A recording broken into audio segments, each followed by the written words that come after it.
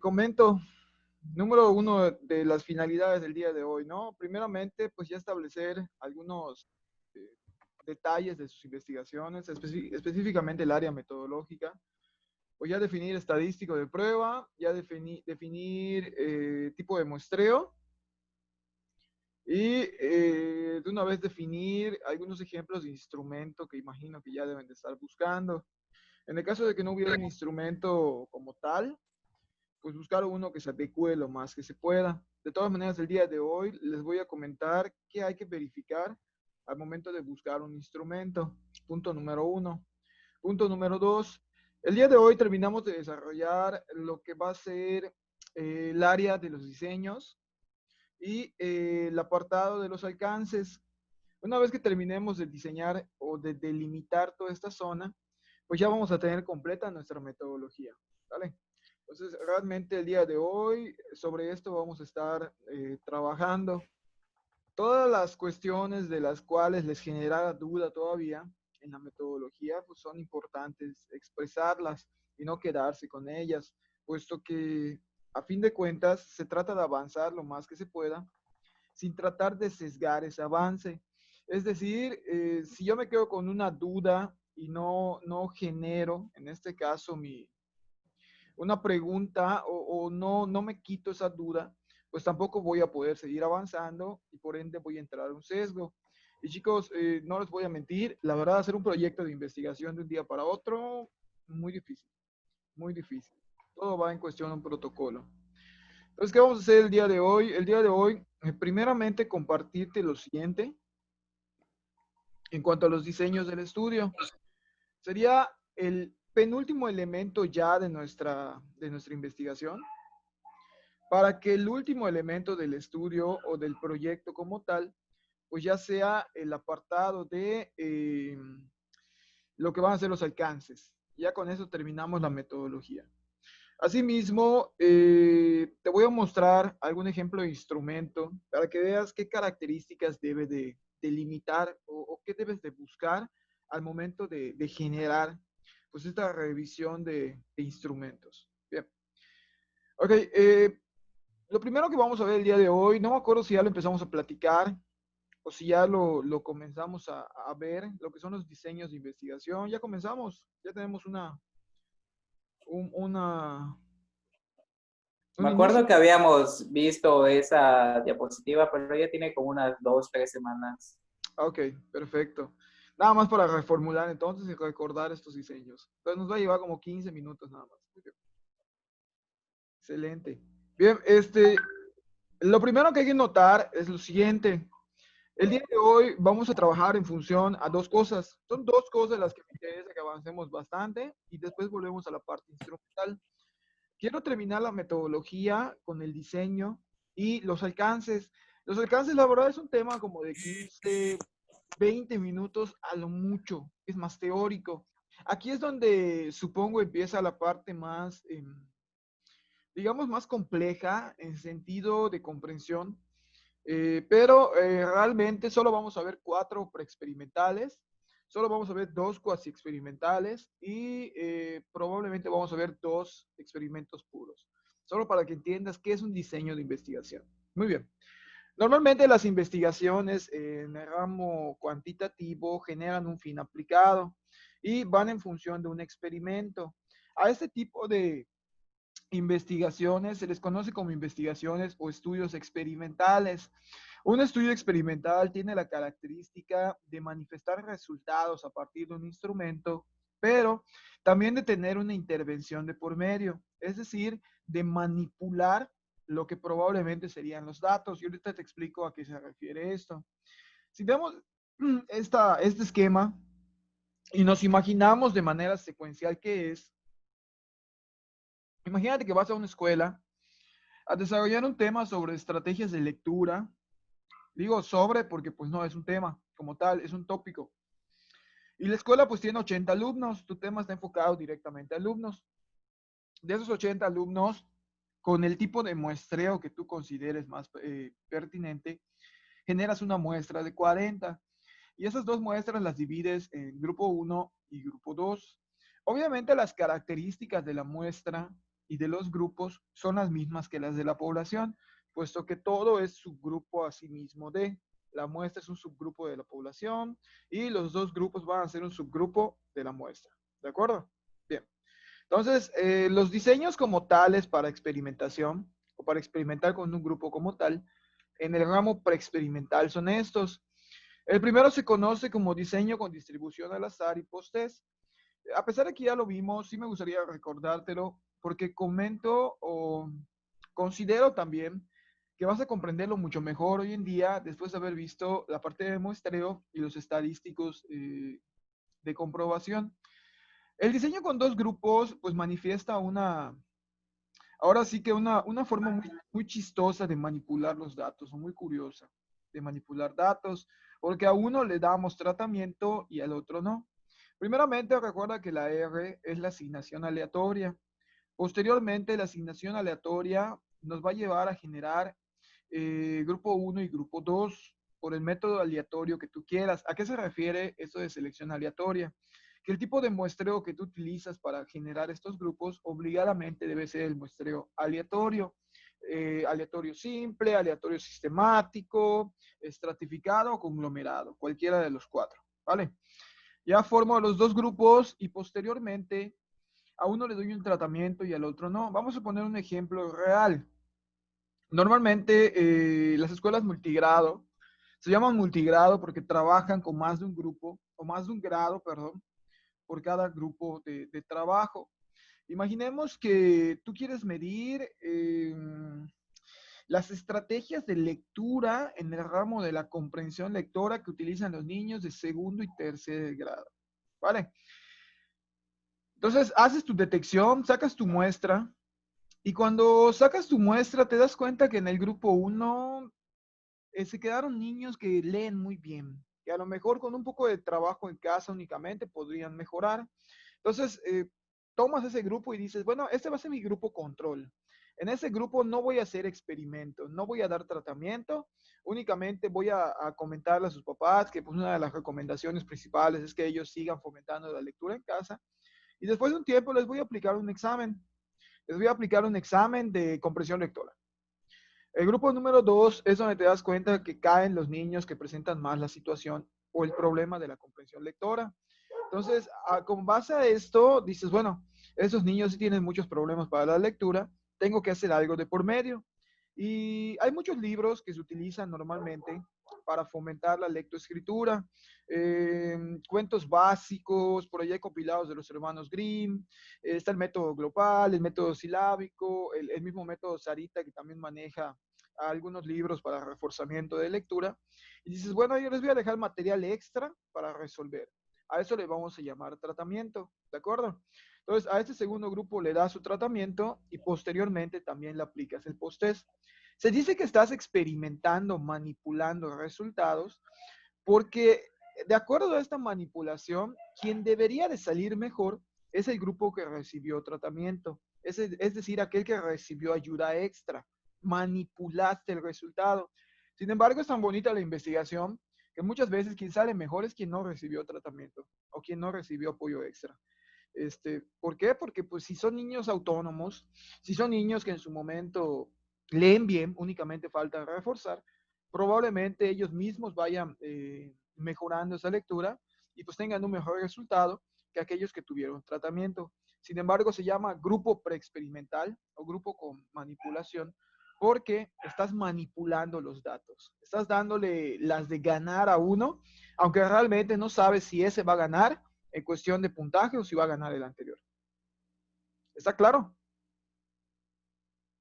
Bien. Entonces, esta es la primera tipología, la primera variante. Creo que muy sencilla y por ahí sí se antoja como para hacer un experimento específicamente en primaria inclusive, donde se prestan mucho a estas cuestiones de comprensión lectora, inclusive hasta en habilidades como el cálculo mental, ¿no? Que de repente es algo que se busca fomentar mucho en el área de la primaria. Muy bien. Entonces, vamos a ver el segundo tipo. Y el segundo tipo también está bastante curioso, pero este lleva un elemento más o un elemento base sobre el cual va a girar el tipo de medición que vas a hacer al final, que se conoce como pretest. Se llama diseño de dos grupos aleatorios, pretest y Vamos. posttest. Y pues obviamente se va a dividir en 4 etapas. Durante la primera etapa, seleccionas un método de muestreo aleatorio y formas dos grupos. En el caso del C y el E, no tiene ningún significado, ¿eh? Únicamente es para la forma en cómo se identifica uno del otro. Así como le pudo haber puesto C y E, le pudo haber puesto A y C, ¿no? Vamos para que se identifique. Bien, entonces se forman dos grupos y posteriormente se les va a aplicar un pretest. Cuando hablo de pretest, quiero que lo comprendas como una diagnóstica para conocer cómo anda la situación en el grupo. Un diagnóstico previo antes de una intervención. Vamos a pensar que se forman los dos grupos de la misma problemática, comprensión lectora, y les aplico un instrumento de comprensión lectora. La mayor parte de los instrumentos de comprensión lectora son aquellos donde hay una lectura corta y posteriormente vienen unas 4 o 5 preguntas relacionadas con esto, ¿no? Donde, por ejemplo, tú vas seleccionando A, B, C o D, o como tal, pues te hacen una pregunta y abajo pues contesta el niño de la forma más cercana posible. Okay. Pensando en todo esto, digamos que aplicas un diagnóstico y te das cuenta que el primer grupo sale bien. O sea, realmente no es necesario hacerle ninguna aportación. Y el segundo grupo sale deficiente. Se le hace el pretest. El número 1, que está junto a la O, significa que a los dos grupos se le hizo. Si vieras un 0 en alguno de los dos, significa que no se les hizo. En este caso, a los dos se les hizo diagnóstica. Y pues 1 y 2 únicamente es para las observaciones. Grupo 1 y grupo 2. Entonces se hace el diagnóstico, posteriormente te das cuenta que el primer grupo no necesita tratamiento, no le aplicas nada, pero el segundo grupo al salir bajo necesita una intervención y digamos que pues igual les dejas algunos cuentos con diferentes actividades. Termina lo que es el tratamiento y a ambos grupos les vas a aplicar una o dos, también conocida como post-test. Es decir, que va a ser la zona donde tú vas a verificar si realmente hubo un avance, hubo un retroceso, a lo mejor el grupo 1 siguió consolidando sus habilidades y el grupo 2, de acuerdo a la estrategia que les dejaste, probablemente tenga pues algún resultado positivo. A esto se refiere esta parte del pretest y posttest. ¿Sí está claro eso aquí? ¿Tienen alguna duda? Nada. Muy bien. 2. Vamos al tercero. En total vamos a ver 4, ¿eh? De hecho, si saliera alguna pregunta de esas en el examen, pues únicamente se afiliaría a estos 4 modelos y a los otros entre 4 y 5 que vamos a ver ahorita. Ok, el siguiente es el diseño de 4 grupos aleatorios con pretest y posttest. Muy bien. Como puedes observar, primeramente, las test hacen referencia a las etapas en las cuales se lleva ese diseño. Y dentro de las 4 etapas, el primero de los momentos se va a dedicar a la asignación aleatoria de grupos. Y esto creo que es bastante sencillo. Nuevamente se forman 4 grupos de manera aleatoria. Obviamente los grupos van a salir de la muestra. Recuérdalo muy bien. Se forman 4 grupos de manera aleatoria de la muestra. Y pues posteriormente se busca un pretest. El pretest, pues obviamente tú lo vas a hacer en función a la problemática que estás trabajando. Si yo quisiera hacer una investigación acerca de las diferentes estrategias para aprender matemáticas que tienen los niños, digo para aprender porque pues cada niño tiene una forma, algunos con los deditos, algunos con frijoles, ¿no? O sea, son diferentes estrategias que tienen los niños a veces para la cuestión de la contabilidad y todo esto. Ok. Entonces, si quisiera hacer una investigación de ese tipo, divido a la muestra en 4. Posteriormente, a los 4 les aplico un examen diagnóstico o una prueba diagnóstica, que es el pretest. Y hago lo siguiente. Al grupo número 1 no le voy a dar tratamiento.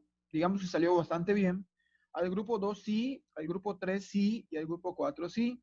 La X con el número 1 a un lado, 2 y 3 es únicamente para que identifiques qué grupo es ese que se está abordando y a partir de cuándo comenzó a correr. Recuerda, el grupo 1 no se va a aplicar tratamiento nunca con este diseño. Es decir, que el tratamiento 1 va a corresponder al grupo 2, el tratamiento 2 al grupo 3 y el tratamiento 3 al grupo número 4. Se les aplica su tratamiento, se les aplicó en este caso, pues podría ser un reforzamiento por medio de las tablas, algunos libros que también trabajan esta parte de la comprensión matemática, digamos que se les dejó esas actividades extras o actividades extras, bueno, se les dejan a los niños y posteriormente, al finalizar un tiempo, pues se les aplica un post-test, que podría ser un examen de matemáticas, ¿no? Un examen final, donde vamos a verificar si realmente hubo un avance, hubo un retroceso a partir de la intervención. Entonces se llama diseño de 4 grupos aleatorios, con pretest y post-test. Maestro, Dígame. el pretest prácticamente entonces siempre viene siendo el diagnóstico, ¿no? Sí, Y de alguna forma el post-test es evaluar qué pasó con la muestra que recibió tratamiento y la que no recibió tratamiento, ¿no? así es. Siempre aplica para la parte cuantitativa, Fernando. Cuando haces una tesis por lo regular, aparte de basarnos en los fundamentos teóricos, buscamos fundamentos prácticos. Entonces, hay un tipo de investigación que se llama investigación-acción participativa, donde la finalidad es generar un cambio dentro de un grupo de estudiantes. Y aquí sí caben verbos aplicados. Pero este tipo de diseño se lleva mucho en esta índole de investigación. De hecho, los mismos maestros de educación básica deberíamos utilizar estos diseños para intervenciones pedagógicas cuando detectamos alguna problemática. Por ejemplo, tomando esto como referencia, el primer grupo que no presentó problemas podrían ser sus niños tutores o tus niños, se me fue el nombre. O sea, funcionan como pequeños maestros, como Andamios, ajá, son andamios, andamios, ¿no? pero tiene otro nombre, tiene un programa, la SED por allá, que es específicamente a estos niños, monitores del aula, como monitores del aula.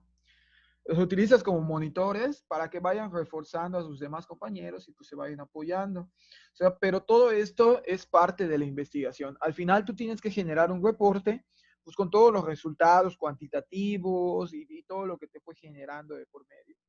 Inclusive hasta puedes establecer hipótesis, ¿no? Los grupos mejorarán con el apoyo extra de los monitores escolares. Por allá estaría más o menos la situación. Muy bien. Y el último grupo que vamos a ver, el último diseño que vamos a ver de esto es el diseño de dos grupos con pretest y doble posttest. Y aquí viene algo chistoso, ¿no? El por qué seleccionar doble posttest o por qué se hace referente el doble posttest. Vamos a poner un ejemplo muy sencillo. Vamos a hablar de la secundaria, que pues no la hemos abordado mucho primaria, pero pues no hemos abordado secundaria. Bien, en la secundaria uno de los principales problemas que presentan los adolescentes debido a este desequilibrio hormonal que presentan durante el crecimiento, la pubertad, esta cuestión emocional que pues mucha gente manifiesta durante esta etapa, es en cuestión de la conducta, es donde se refleja, donde se refleja. O sea, aquellos niños que luego descubren que están fumando en la parte de atrás de la escuela, aquellos que se escapan de clase, tú sabes todas las manifestaciones que hay de esta parte, ¿no? Bueno, en mis tiempos era todavía escaparte a jugar maquinitas, o sea, como que era lo más banda lo que había. Pero pues hoy, obviamente los tiempos cambian y pues ahora los niños cada día se encuentran peor, ¿no? Diríamos por allá. Pero bueno, quiero trabajar la conducta. Eh, un grupo de... ¿Cuál es el peor grupo en cuestión de conducta? Yo creo que tercer año. Segundo grado todavía están como tranquilitos. Primer año como que son tímidos. Tercer grado es como que me vale. De todas maneras voy a salir. Tercero, sí. Es como que voy a salir. Entonces imagínate que tienes a tercer grado de secundaria y es un grupo extremadamente problemático, ¿no? Luego encuentras a niños que están fumando en la puerta. Bueno, la verdad es que está complicado. Creo que de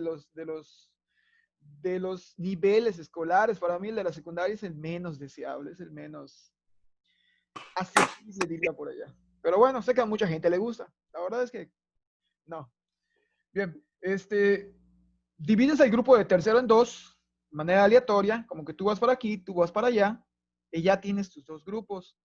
Posteriormente les vas a aplicar un diagnóstico. Obviamente el diagnóstico va a ser psicoemocional o psicométrico inclusive, ¿no? Igual y alguno de los niños no piensa lo suficientemente maduro de acuerdo a su edad.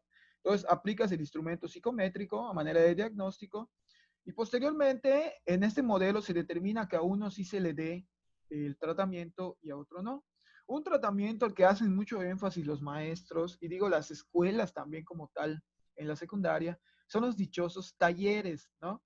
Donde te piden que vayas en la tardecita con tu familia o tú solo vayas en la tardecita a tomar un taller como parte del fomento extraescolar para prevenir ciertas conductas poco deseables.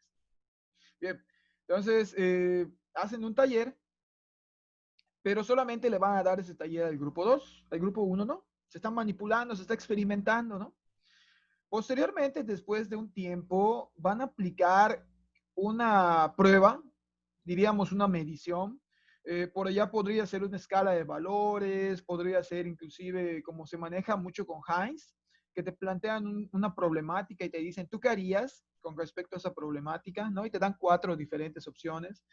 Podría ser este tipo de evaluaciones. Se le hace a los dos grupos.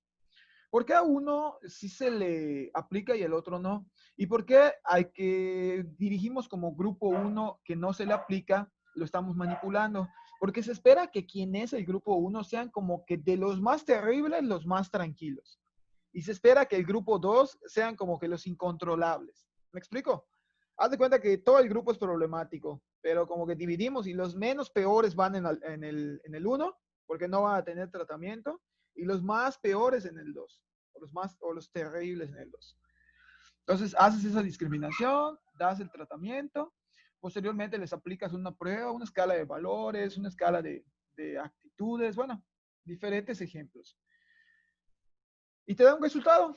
Diríamos, bueno, hasta ya el diseño va bien, pero en ese tipo de investigación se manejan mal las cuestiones longitudinales, es decir, a veces lo que el niño manifiesta en este instrumento puede ser poco real, porque como acaba de salir de un taller, ¿de acuerdo? Puede ser que lo que te está contestando es solo para que tú veas que sí aprendió algo del taller, pero que realmente no sea la conducta que va a llevar a la práctica.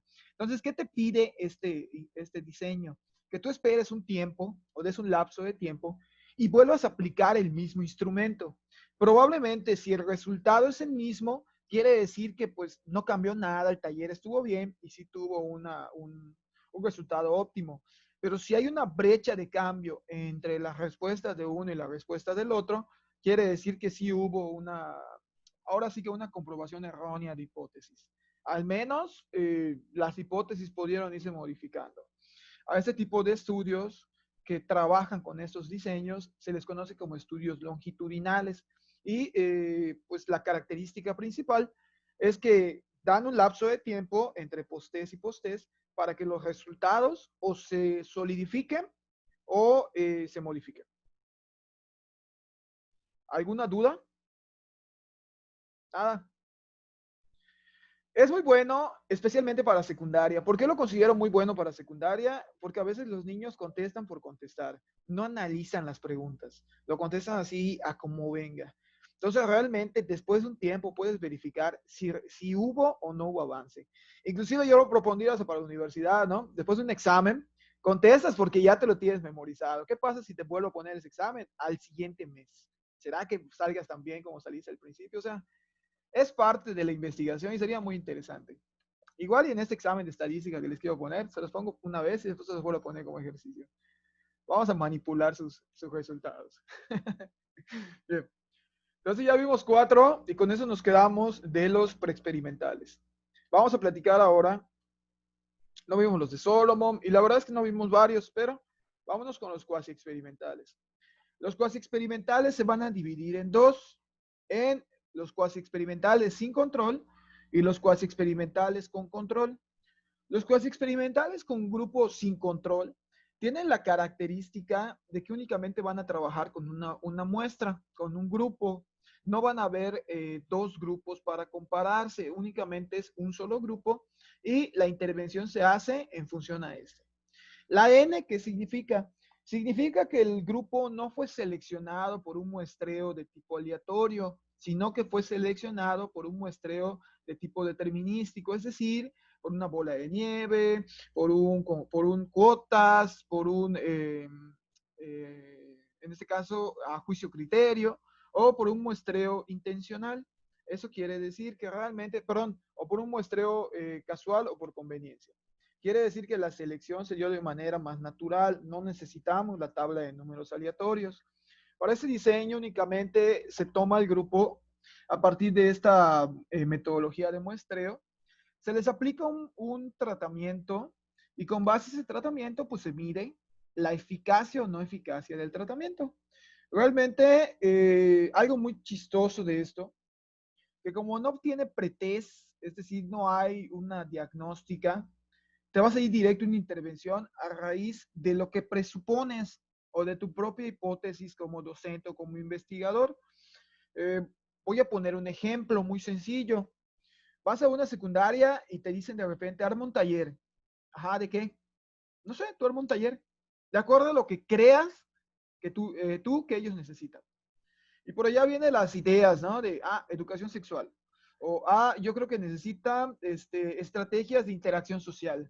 O definición de la personalidad, que son los principales surcos problemáticos dentro de la secundaria. Entonces tú, en este caso, no tienes un pretest, no tienes un diagnóstico que apoye o que te apoye para saber qué es lo que vas a hacer o qué vas a intervenir. Entonces, con base a tu propia presuposición, tú dices, pues voy a dar un taller de los métodos anticonceptivos, sin saber si realmente esa era la problemática principal. A raíz de esa intervención, pues haces un post-test después, ¿no? Si ves alguna de las muchachas del grupo, pues dejó de ir porque se embarazó, quiere decir que tu taller no fue exitoso. Pero bueno, parte de. Bien. ¿Queda claro? Creo que mucho más sencillo, mucho más fácil, pero no me gusta porque no tiene postés. Entonces, de repente es como que presuponer qué pasa. Te basas mucho en la experiencia que tienes ante un grupo o ante un grupo de individuos como tal. No tiene que ser solamente el grupo de la escuela. Pero al no tener postés, no sabes por dónde abordar, ni siquiera la forma en la cual abordarías al grupo. Bien. No tiene pretest, ¿no, maestro? Pretest, perdón, no postés, pretest. Sí. Sí, no tiene pretest. Al no tener pretest y no tener el diagnóstico, pues sí te la ves bastante feo, bastante nublado.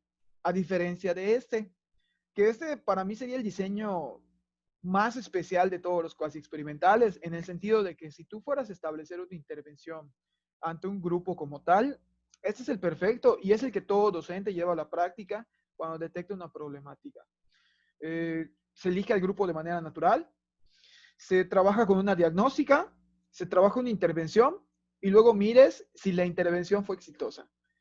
Para cuestiones más, digamos que para cuestiones más actitudinales, sí sería necesario como que fuera con doble post-test, ¿no?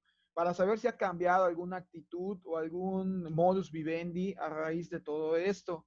Sin embargo, este tipo de diseños pues únicamente tiene diagnóstico, intervención, post-test y hasta allá.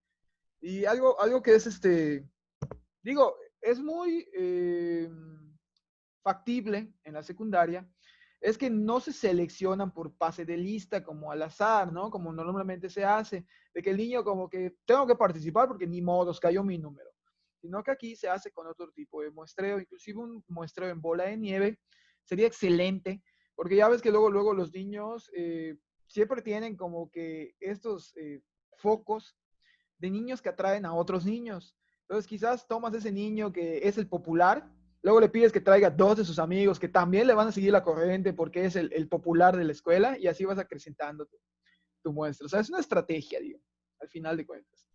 Bien. Y el último que vamos a ver es este diagrama que es totalmente enfocado a un estudio longitudinal puro. Este estudio longitudinal puro, la verdad, chicos, se da más cuando vas a hacer un proyecto de investigación con una duración mínima de al menos 6 meses. ¿Por qué duración mínima de al menos 6 meses? Ahora vas a entender por qué. Se llama diseño de una serie cronológica. El diseño de una serie cronológica tiene 4 pretests, una intervención y 4 postes.